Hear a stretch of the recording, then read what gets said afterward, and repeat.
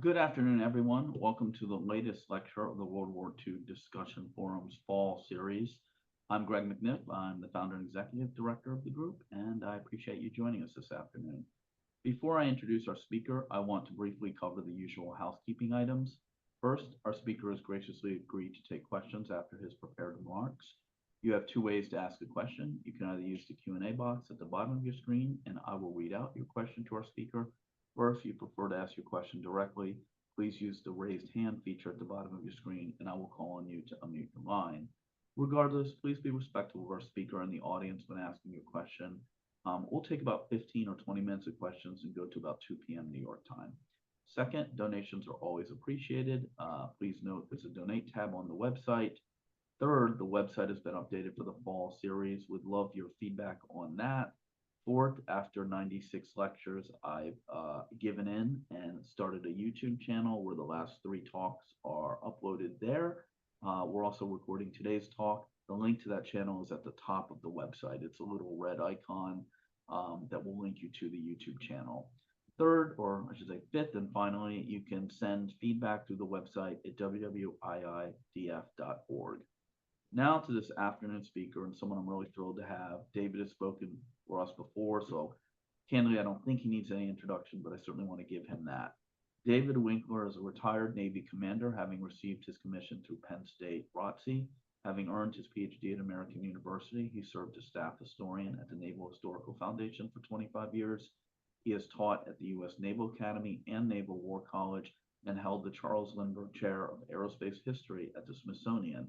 He has published 5 books with Naval Institute Press and writes a monthly historical perspective column for Sea Power magazine. He is the author of Witness to Neptune, Neptune's Inferno, based on the diary of Atlanta's Assistant Gunnery Officer Lloyd M. Mustin. That is the book he's going to speak about today, which offers a rare day-to-day accounting from a very opinionated mid-grade officer, beginning with the commissioning of Atlanta at the Brooklyn Navy Yard on Christmas Eve 1941 to the Battle of Santa Cruz in late October 1942. Not surprisingly, the reviews are top shelf. I'll just read you 2 from Midwest Book Review. A very rare and impressively candid day-to-day account of life and combat in the World War II Pacific Theater. A fascinating and informative read from start to finish, worth any historian's place on their shelf. While National Maritime Historical Society concludes, David Winkler is like a great centown who can sniff out a good story that lesser historians missed. His narrative that accompanies Mustin's diary is a great tale, a valuable addition to understanding issues and personnel during the dark months of 1942. With that, I'm thrilled to have David, and I'll turn it over to him.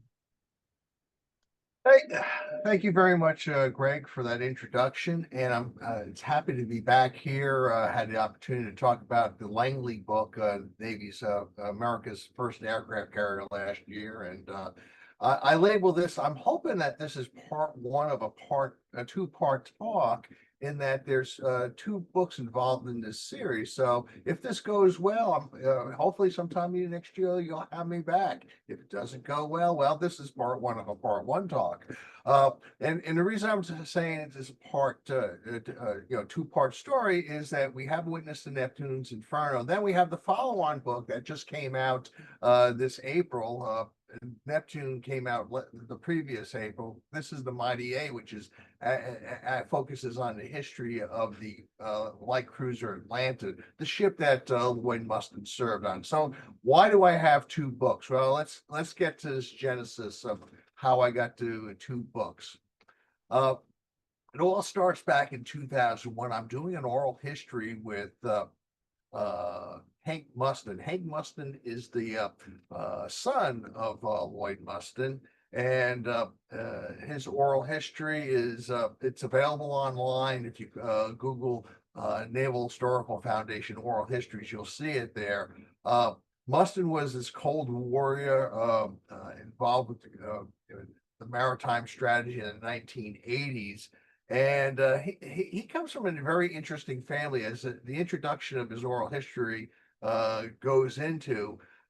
He is the grandson of Henry the First, as I say, Henry C. Mustin, graduated of the class of 1896 at the Naval Academy, is one of the naval aviator number 11. Okay, and he is, uh, and then there's Mustin's son. We're talking about generations of Mustins here in the naval. John Mustin, the class of 90, that's 1990, just retired from the Navy as the Chief of Navy Reserve. So Lloyd, who we're going to talk about, he's going to retire as a Vice Admiral. You got Hank Mustin, who retires as a Vice Admiral, and then you have John, three generations of Vice Admirals. Henry the First, he died of a heart aneurysm as a captain. Otherwise, I suspect he would have had four generations. And as I said, John was in charge of the Naval Reserve, and I got a book out on the history of the Naval Reserve that came out 10 years ago. We're going to be talking about Lloyd Mustin and class of 32. And then, so at the end of this interview about Hank Mustin's life, he says, I got this diary from my father, and he really, is there any interest? You think that, anybody would have an interest in reading this? So I said, yeah, can I borrow it? Okay, so the first thing I did, because it's all written in script, is to get it handwritten, typed, and so we had it transcribed, and a copy of the transcript, because I gave the transcription back to the family.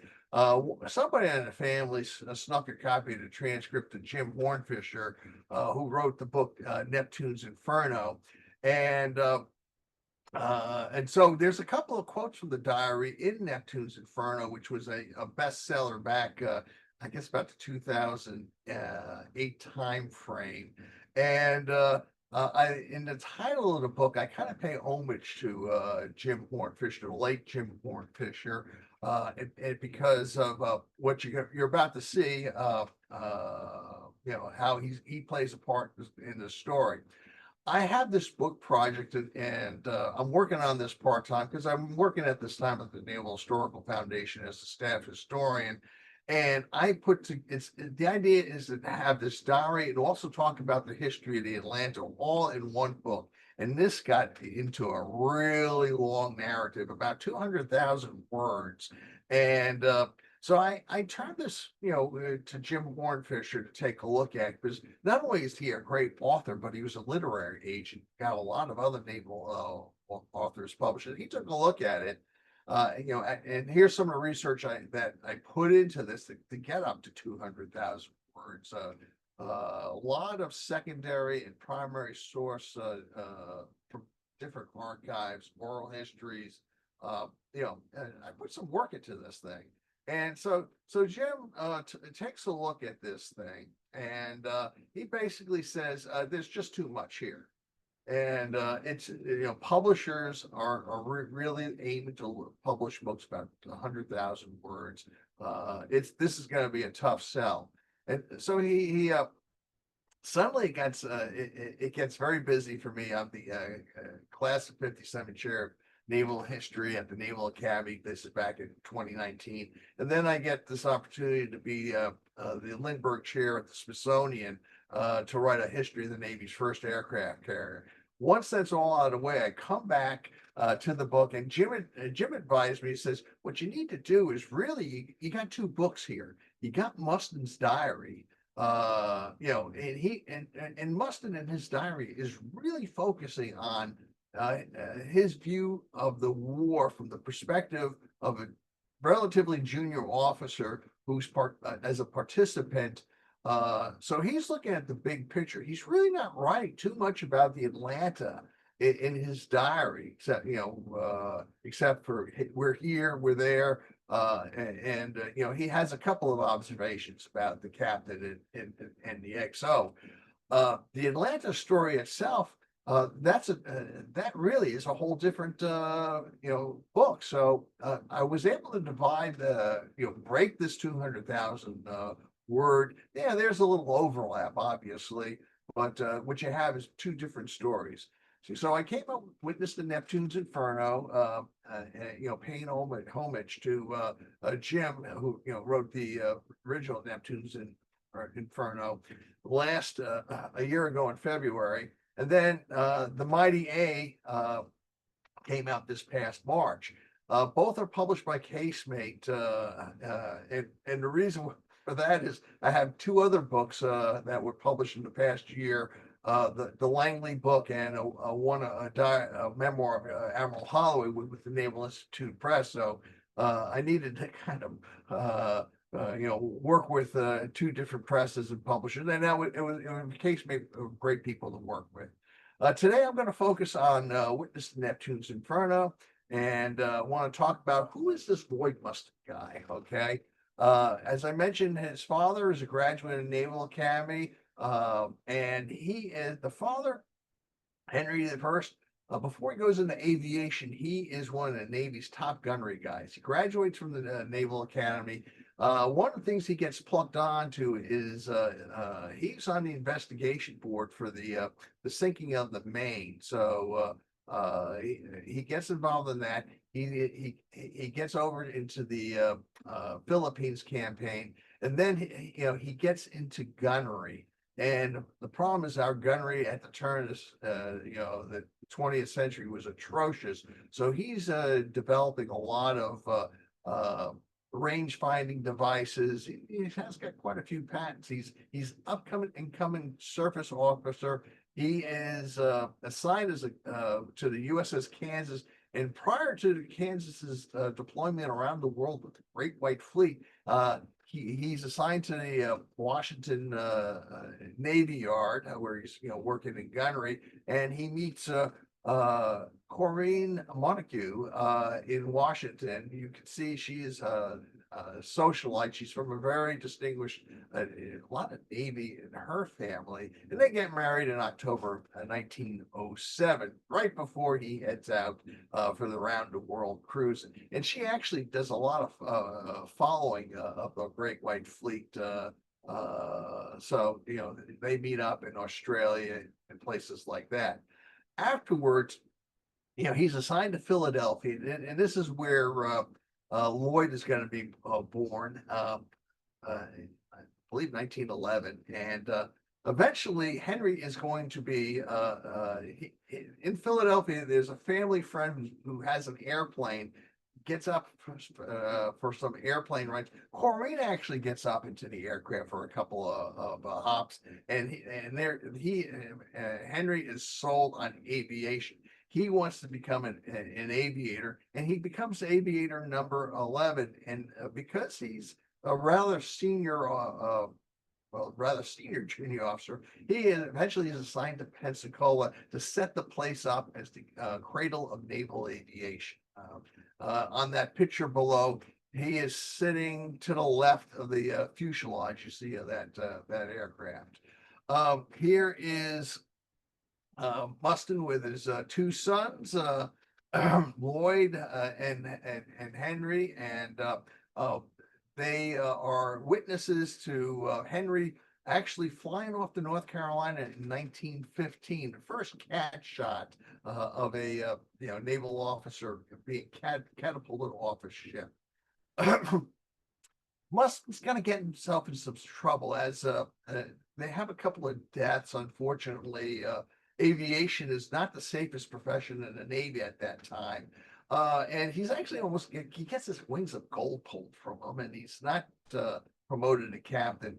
Well, he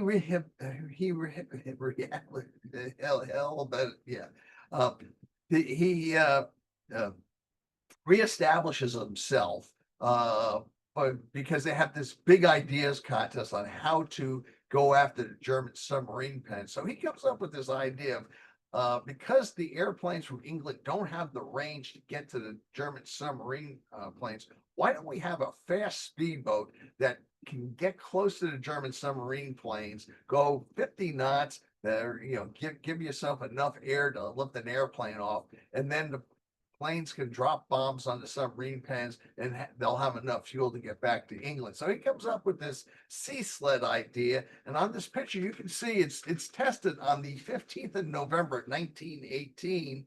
And if you do the math, that's 4 days after the war is over. So we never deploy this thing, but he is now in the Navy's good graces again, and gets promoted to captain, and eventually he is a key player in my aircraft carrier book about the Langley, because he's pushing for aircraft carrier, and eventually he is going to be the deputy director chief of the Bureau of Aeronautics when he passes away of a heart aneurysm in 1923. So that's Henry the First. So yeah, Lloyd has some shoes to fill here, and he goes to the Naval Academy class of 32, and there he's on the swim team. He meets the love of his life, Emily Morton, and eventually Lloyd is going to wind up being assigned to the Asiatic fleet on board the cruiser Augusta, who is commanded by Chester Nimitz. He's going to then go on to be a plank owner on a new destroyer, and then he's going to go to gunnery school. He's going to go up to MIT. He is following in his father's naval gunnery footsteps. So he is one of the promising young officers who is assigned to this newly under construction ship, the USS Atlanta, the first of its type. And here's his first diary entry where he's talking about underway from 23rd. They leave Federal Shipbuilding and Dry Dock Company. The ship is built in Kearny, New Jersey, and it was commissioned, of course, by Margaret Mitchell, the author of Gone with the Wind. And you can see her breaking a bottle of champagne. This is back in September of 1941. Originally the Atlanta had proposed breaking a bottle of Coca-Cola, but the Navy deferred on that. The ship is going to be commissioned on Christmas Eve at the New York Navy Yard or Brooklyn Navy Yard, and it's the first ship that's put into commission after the Japanese attack on World War II. In his diary entry, he talks about the fact that when he came aboard the ship, there was a strike. The Navy actually seized the shipyard and ran it while the ship was finishing out construction, and it says so. I talk about that strike and how the Navy got involved in the shipyard and turned things around. There's the shakedown after spending a month in Brooklyn, doing some final work. The ship gets underway. Shakedown cruise up to Chesapeake Bay and then up to Cosco Bay in Maine. And here you can see the Atlanta. This is a unique vessel in that it is designed for anti-air. There was a realization in the late 1930s that aviation is going to cause us problems. The Navy did all these series of fleet problems, and quite often, the attacks from naval aviation from carriers such as the Langley, and then onwards with Saratoga and Lexington, and then the Enterprise in Yorktown coming online. The Navy realized that it needed to up its game as far as anti-aircraft firepower, so they developed this 5-inch 38 gun. This gun you're going to see in action in the Navy until the retirement of the battleships in the 1990s. It is almost like a machine gun. It could put out like 45 rounds in a minute.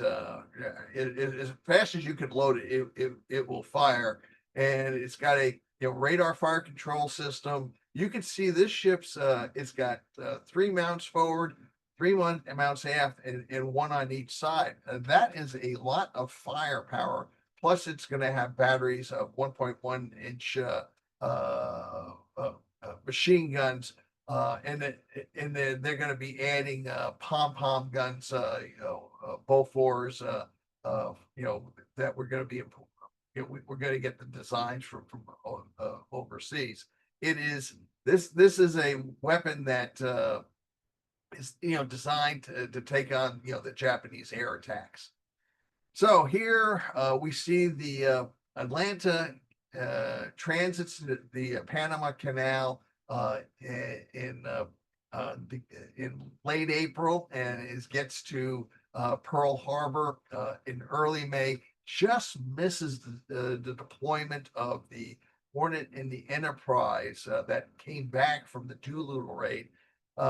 Admiral Nimitz is going to send them down to participate in the Battle of Coral Sea. They're not going to reach the Coral Sea in time to participate. They turn around and head back to Pearl Harbor because of another battle that's going to be coming up. Atlanta does deploy, escorts a couple of supply ships down towards Australia, and then picks up the Hornet and the Enterprise on the way back.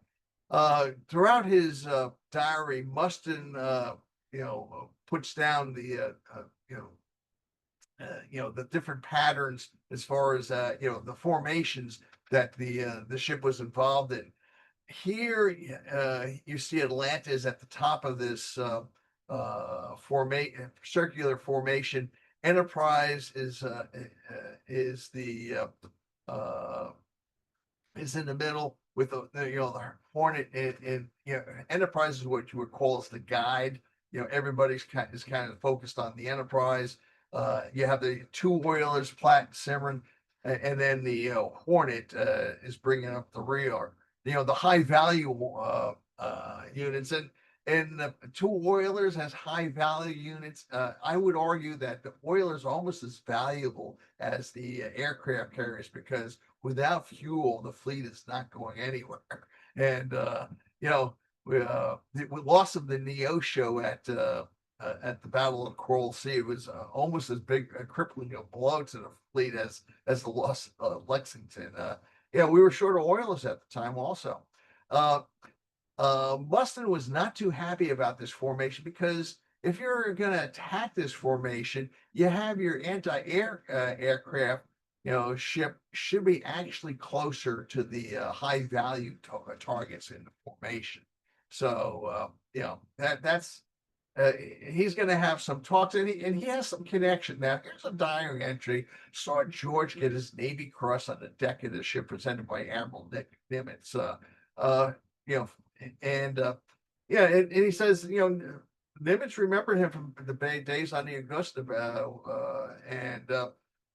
sorting tomorrow with trouble expected early. We'll talk a little bit about that trouble. Now, you're looking at this photograph, and he says, that is not, who's George, first of all?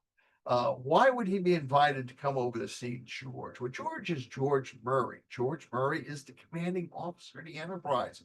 Why is this lieutenant from the Atlanta coming over to visit George? And what you say, Captain Murray? Well, George happens to be Mustin's stepdad. George Murray and Henry Mustin were good friends. They went through Pensacola together, and George's first wife also passed away at a young age. So George, in the 1930s, became good friends were good friends with Maureen, and they tied the knot. So George became Henry's stepdad. So he goes over to visit, and George is actually standing behind Dory Miller here, who's receiving his Navy Cross for his actions at Pearl Harbor.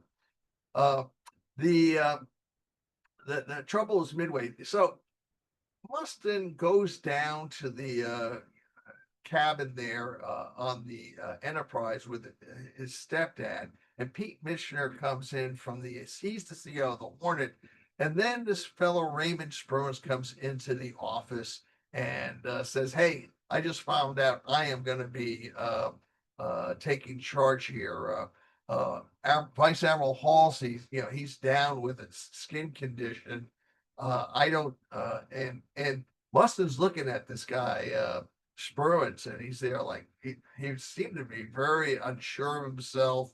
And he's there like, I hope we do well. And, Mustin's there like, oh, heaven help us. Uh, so anyway, we have, they sortie on the 1st of June. Yorktown's coming back from Coral Sea. The Yorktown's going to be sorting with Task Force 17 afterwards. Spruance is in command of Task Force 16, which consists of the Enterprise and the Hornet. And as I said, he actually writes in his diary what the Japanese have coming. And this is based on the intercepts, the breakdown of Japanese code JN-25 by Commander Rochefort and his crew at Station Hypo in Hawaii. So Mustin's got this all in his diary. So it's you know the Navy's going to put the word out. We don't want anybody keeping diaries, and eventually Mustin's going to end his diary writing at the end of October. So here's the diary entries from June the 4th. A portion of it. Japanese caught napping. Cruises, battleships, carriers reported hurt. And he talks about the fact that Midway had sent help messages, to cover up the fact that, we were, to make it look like we weren't loaded for bear. And here's a report on the Kaga and the Akagi going down and the Soryu. So, on this first airstrike, we're able to sink 3 of the 4 Japanese carriers.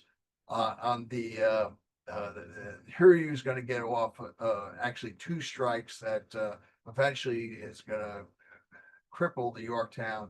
And Mustin's going to be upset about this because, he sees smoke come over the horizon. He knows Yorktown is in trouble.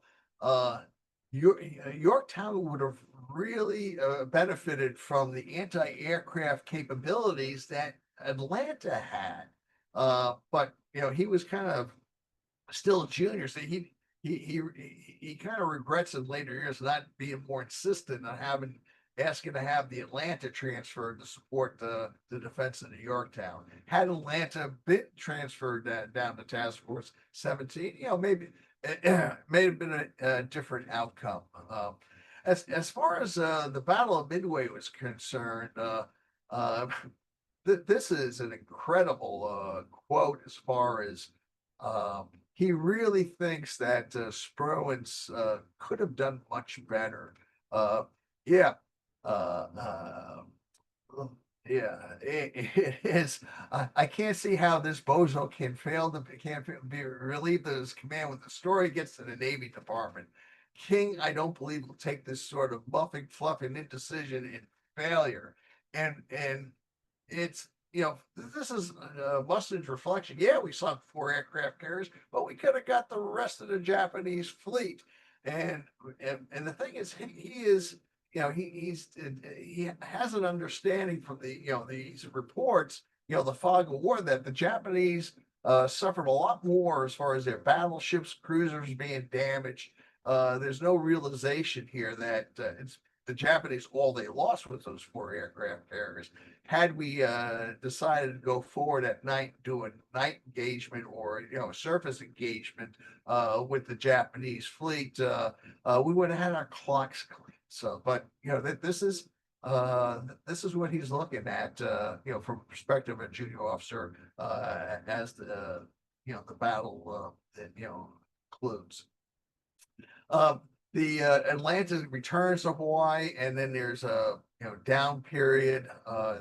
Then it's going to deploy to the South Pacific. They do the crossing of the line ceremony, and there's Savo Island, and Atlanta is not at Savo Island. The Marines to this day still remind the Navy of the fact that we pulled the Vice Admiral Fletcher, who was command of the carriers at the time, pulled away after 2 days after landing on August the 7th. And the Japanese reacted by sending a surface task force, and they just decimated the defending force. And which was this is one of the worst defeats the U.S. Navy ever suffers. We have, his report, it's, yeah, son of a bitch, goddamn, and his diary entries covering the Sable Island go on for pages. His first critique of what we did wrong, how we really muffed it up. But the summary is that Mustin is really dour on Admiral Fletcher for not providing the carrier support that was needed. That could have caught these guys coming down, and the Atlanta was with the carrier, so it was not here to witness this. So he's all hearing this from his CO, and he is not happy. As far as in the wake of Sable Island, he's he really feels it for the Marines, and he concludes, I feel sorry for those poor damn Marines. Boy, have the Japs made fools of our so-called leaders. And then there's the Battle of the Eastern Solomons, and here Atlanta is the first time Atlanta actually fires its guns in anger as it's providing AA defense for the Enterprise. And there is some indecision that enables the Japanese to they're not met forcefully. And well, indecision, incompetence, inaction, trembles, super caution are their own rewards. The Jap, lo and behold, comes after us. He must not have read the same primer that our fart heads learned to fight out of. Okay, Enterprise is going to take a hit. It's going to be knocked out of action, leaving us really with the Saratoga for the time being here in the South West Pacific. The one thing about the Battle of the Eastern Solomons, though, is although you might argue tactically that the Japanese, scored a victory by taking out Enterprise temporarily out of action, the battle prevents the Japanese from landing additional troops onto Guadalcanal, and so strategically, it actually is an American victory. So you have the Saratoga left, but Saratoga is not left for much longer. This morning, we've been asking for a torpedo into Saratoga, leisurely steaming along at 13 knots, same area we've been in since the start of the month, where we couldn't help having been sighted by some of the subs which are known to have been gathering steadily in the area. This spread of torpedoes, not only was the Saratoga hit, but also the battleship North Carolina, and a destroyer was hit, and eventually the destroyer is going to be sunk. This is probably the most effective spread of 6 torpedoes ever fired. And then later in the month, Mustin's diary records, me, I've exhausted my vocabulary terms to express the lowness of my opinion for the conduct of the war in the South Pacific. Damn discouraging, because another new low has been reached. The Wasp has been sunk. And it all happened at dear old Torpedo Junction. Atlanta was not with Wasp when this happened. He found out after this, after the battle. Later in October, he writes in his diary about the sinking of 3 APD's personal their auxiliary personnel, they're fast troop transports, the Gregory, Calhoun, and Little, unopposed against, and they got caught. Needless to say, they were totally outclassed, outgunned, outsped, outprotected, out-equipped, and what have you. They were simply shot to pieces.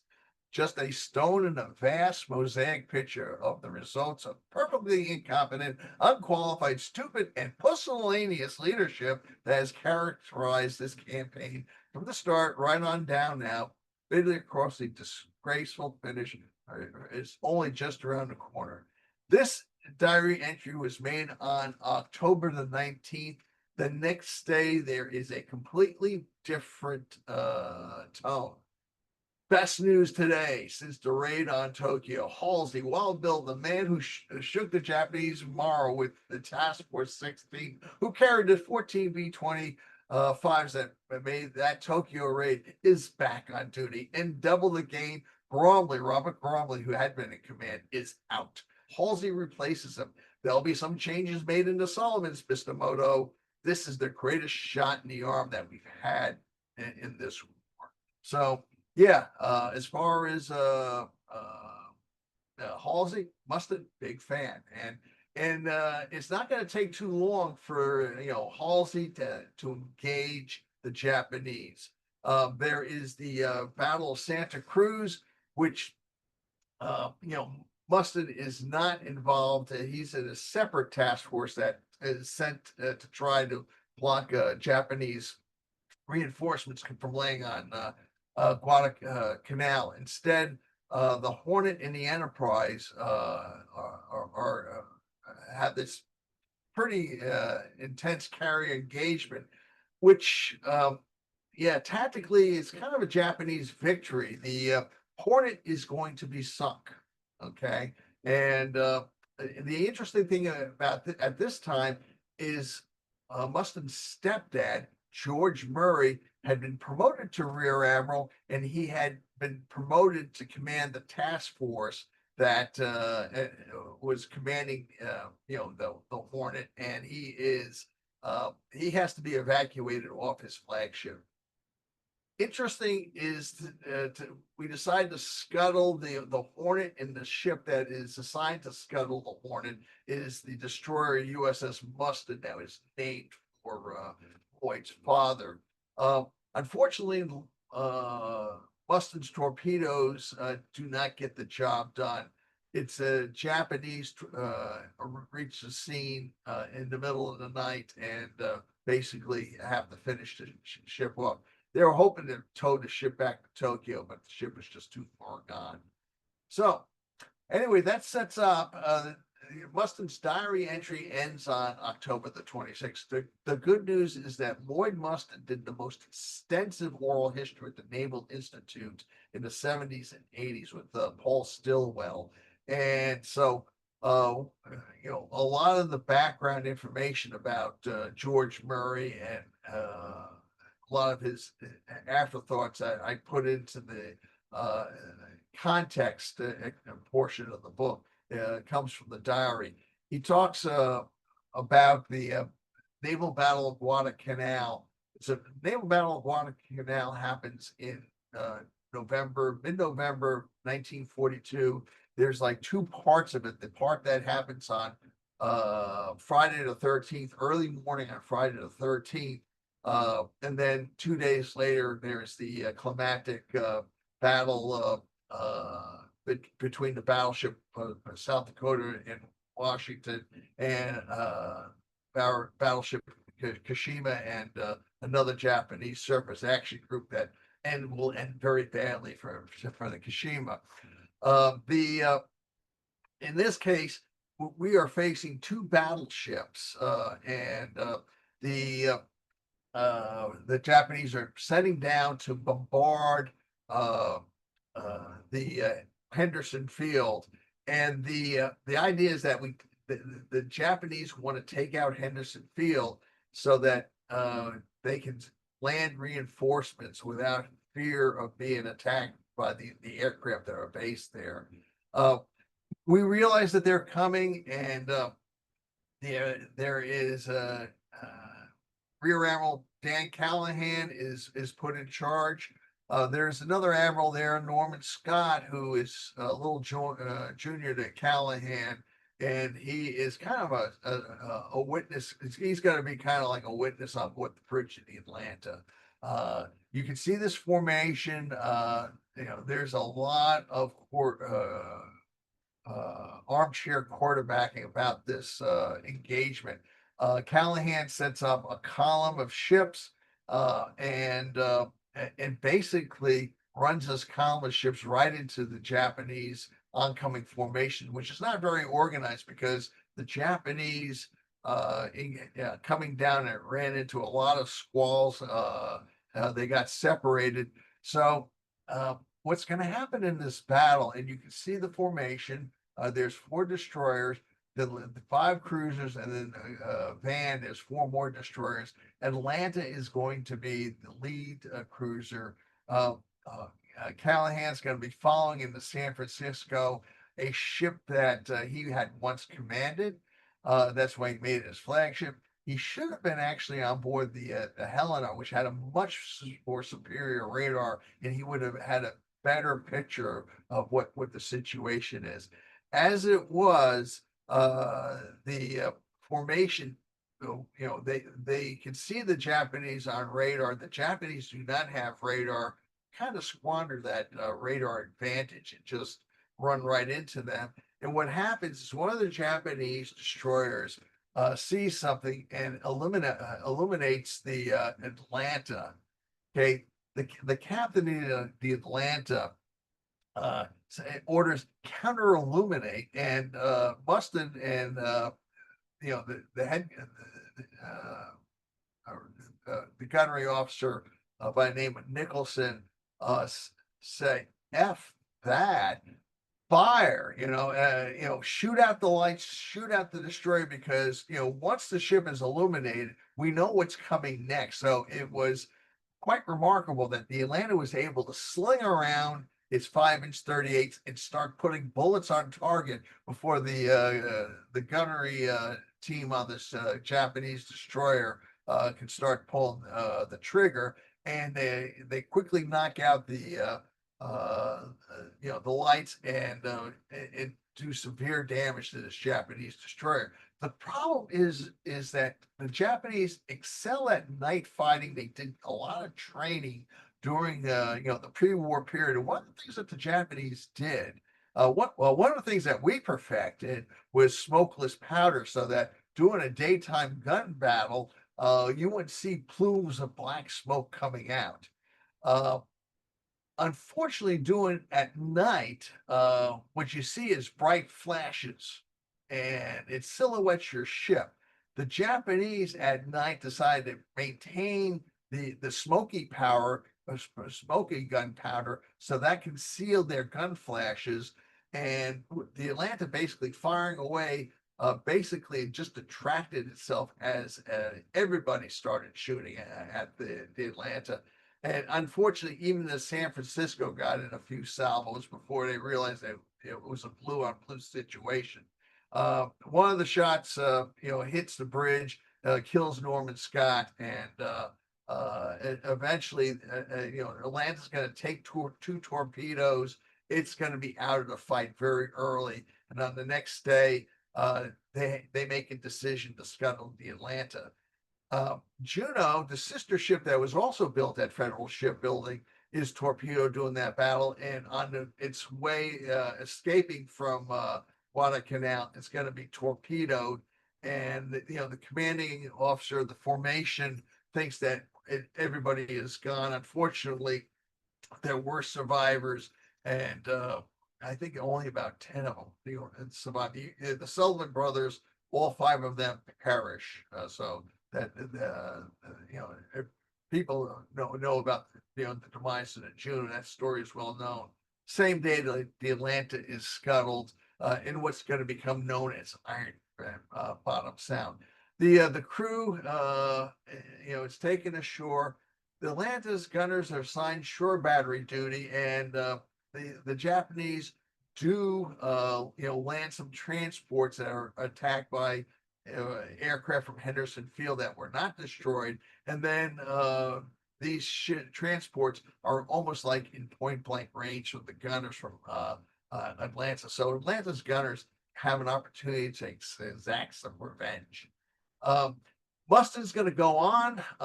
He's going to become a gunnery officer on the San Diego, which is a sister ship of the class, and then pre-commissioning serve on the Miami.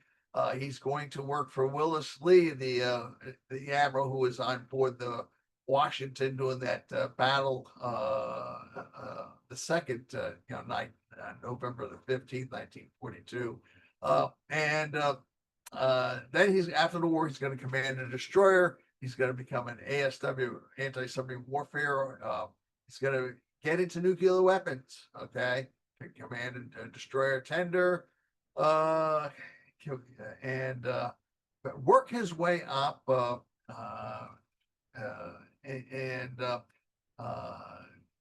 He's going to be on the joint staff doing it, important years as we get involved in Vietnam. Amphibious Force Atlantic Fleet. He's going to close out as the Defense Atomic Support Agency director. He's going to suffer an eye accident in the POAC, the Pentagon Officers Athletic Club at the Pentagon, and that's going to put him out of commission. He is going to, in retirement, he's going to serve as president of the National Rifle Association, and he's going to have time to do that local history with Paul Stillwell. He's going to pass away in Coronado in 1999. So, anyway, other books I recently published. Of course, I mentioned Aircraft Carriers at War, the Mighty A. Hopefully, I'll come back sometime to talk about that. And there's also Admiral Holloway, who was I worked for the Naval Historical Foundation for many years. Published a memoir earlier with the Naval Institute called Aircraft Carriers at War. That covers his career post 1945. Destroyers at War is the part of his memoir that was unpublished. Talks about his time on board destroyers in World War II, and he was at Saipan, Honolulu, and Surigao Strait. So, if Greg, you want to have me on sometime to talk about that book, that'd be fine. That'd be fine. No, we'd love that, David. Yeah, this was a great talk, not surprised at all. I think everyone knows the Q&A instructions, either in the Q&A box at the bottom, or please raise your hand. I already see a number of questions in the queue. I tell you what, let's see if I can take this down. Oh, yeah, actually, that's fine if you want to stop. Fine. And I will, the first question in the queue comes from Tom Mallon, who says, wonderful talk, really enjoyed it. Also has some very nice words for the World War II discussion forum. Thank you, Tom, as always.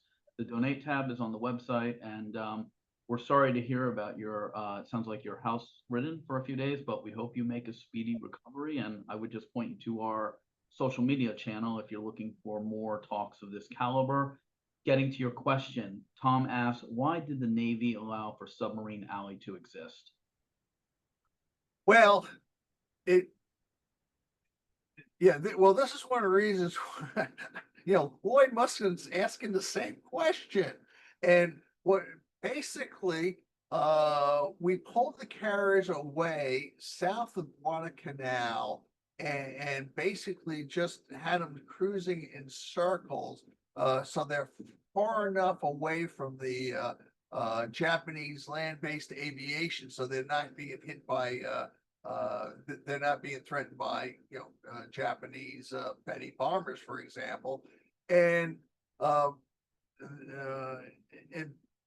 because we just decided to keep, sailing in this specific area, the Japanese submarines are eventually going to come across them. So, this is part of Mustin's frustrations. He's asking the same question in 19. And I think it's just because the carriers wanted to be close enough so they can steam up the Guadalcanal, yet far enough. So, this is where the tactical commander, Bromley and Fletcher said, okay, well, let's keep them there. And they needed to move around a little bit. So, Interesting. Good question. Yeah, thanks, David. If you wouldn't mind just unsharing your screen, we can see the cover. How do I unshare? You should just be able to go at the bottom and click on Stop share. Yeah. Oh, beautiful. There we go.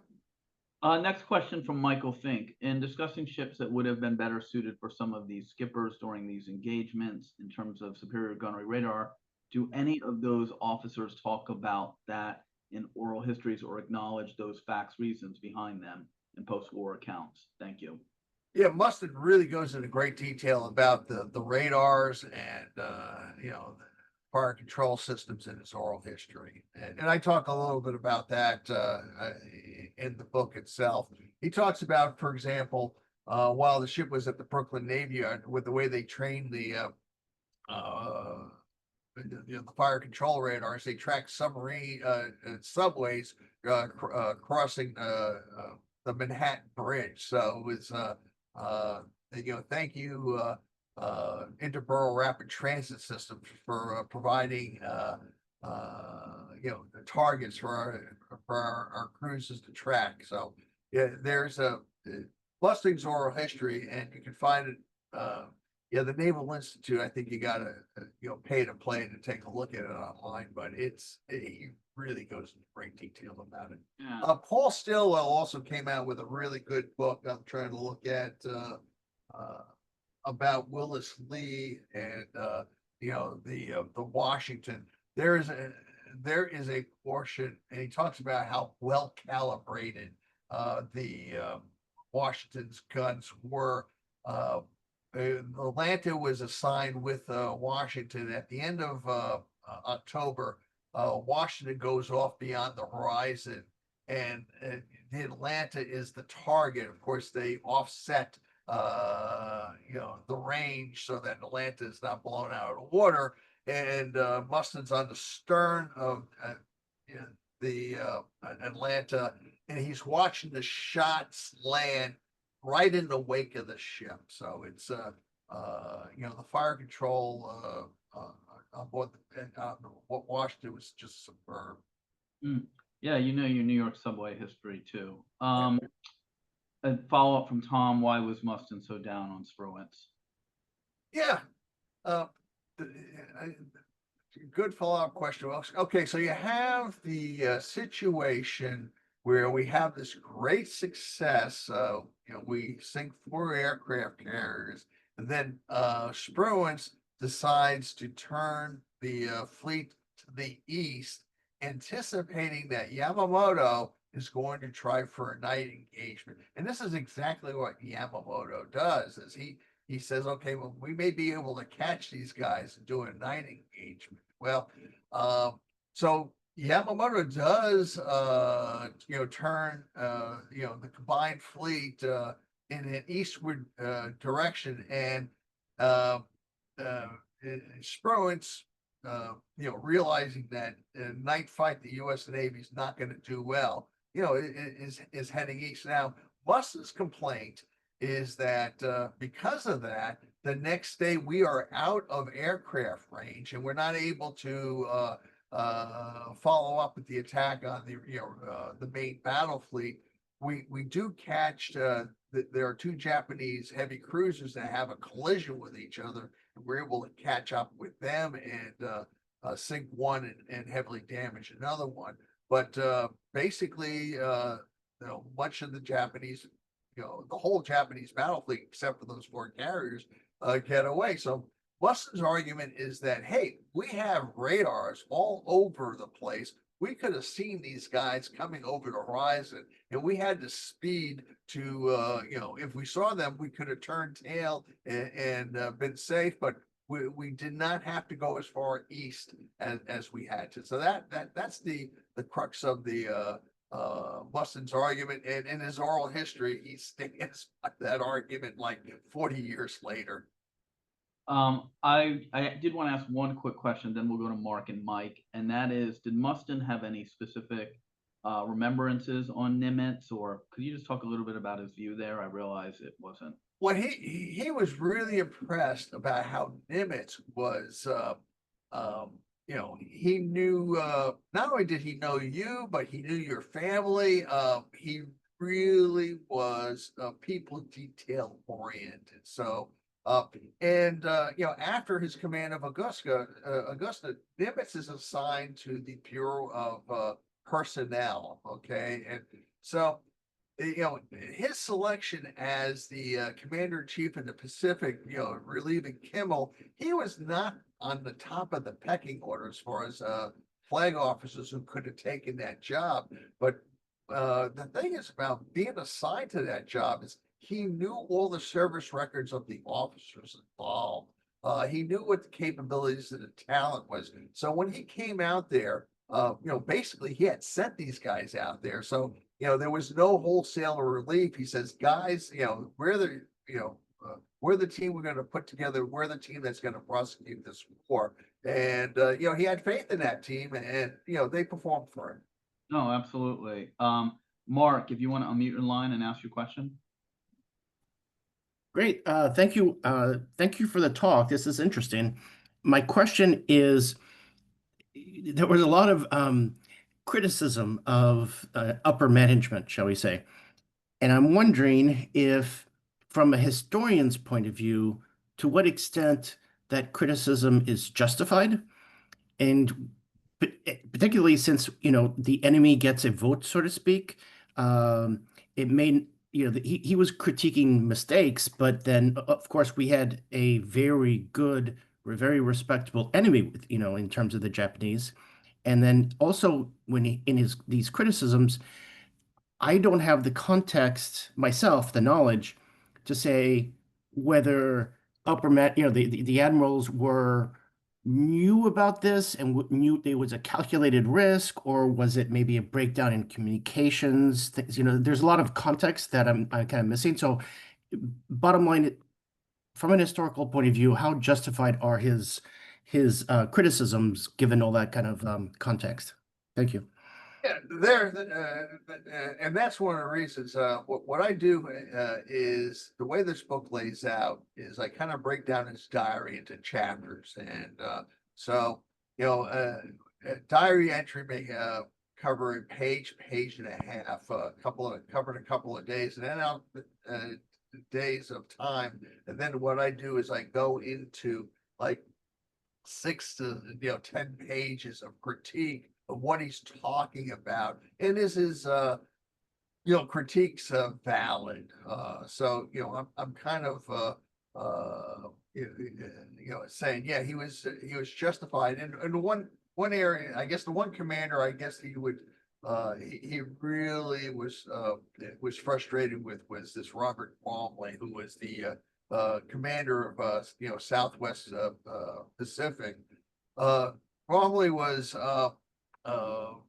very highly regarded, and he gets the job, and he basically locks himself on board the Argonne, which is stationed at Noumea, and he makes that his flagship. And he doesn't really come out except for fresh air from time to time. He doesn't go out to the ships. He never travels to Guadalcanal. And Bromley is just keeps sending messages out to Washington. Send me more stuff. We're gonna lose. And so Nimitz eventually travels out there to visit. And Nimitz's gray book really has the message traffic and his evaluation that in early October, when Mustin is making these observations about the leadership, Nimitz kind of comes to the same conclusion and sends this message back to King and Washington. We need a change here of leadership, and that's where Halsey gets the message. Go to Southwest Pacific. By the way, you're relieve Bromley and take charge. So it takes. So in some cases, yeah, there's a learning curve here, and yeah, mistakes are made, but Halsey becomes a very aggressive officer, and he has is willing to be a more aggressive, and eventually the Japanese are not able to overcome the losses they suffer in November of 1942, and eventually have to pull out Guadalcanal in early 1943. Would you link, just one quick follow-up, would you link Gromley, is it Gromley or Cromley, with the Saratoga being lost going through the submarine infested waters at 13 knots? I don't know. I think uh, there's another officer who was in tactical command at the time, so I don't think I'd pin that on Cromley. I have to I have to go back to the book and just take a look at who who was the task force commander on scene. Probably have had the ships in that area, but as far as setting up the you're going to go on this zigzag pattern at 13 knots, which is a you're not when you turn at 13 knots, you don't turn. It's not a very good maneuverable speed. So it's the guy who is on the on-scene commander, I think should take the heat for that. Thank you very much. Thank you, Mark. Mike, I know you've been waiting patiently. We'll close out with you if you want to unmute your line and ask your question. Yeah, it's very good talk. It sounds to me like you have to excuse me from my the allergies in my voice. It sounds excuse me. It sounds as if that he seems to have suffered from the same malady that Halsey would suffer from, which is that being aggressive, but sometimes being aggressive to the point of being foolhardy. And he seems to have suffered this for all of his life. Would you say that that afterwards, after the war, when he was confronted with the actual facts of what happened, the facts that he had no way of knowing at the time, would you say that he steadfastly refused to walk back anything he might have said, or that he was trying to, and if he did refuse, No. was it No. just for justification? No. Okay, a little clarification there. So who is this Mustin? Yeah, sorry. Oh, okay. You know what? I read his oral history and no, he is even Midway, as I mentioned before, he is pretty steadfast that Spruance did not perform as well as he could have. So in contrast, I think the rest of the Navy kind of realizes that it was moving to the east, save the fleet. And this was Nimitz's directive to Spruance is that do not, defend Midway, but do not, it's a calculated risk. And, don't lose the fleet doing so.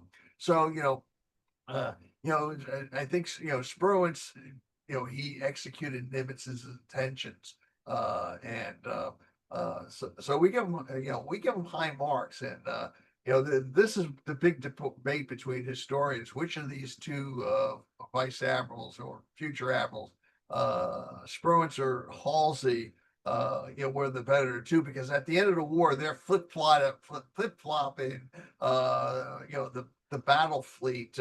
It's going to become third fleet as Halsey's, and then it's going to become fifth fleet under Spruance. It's the same ships.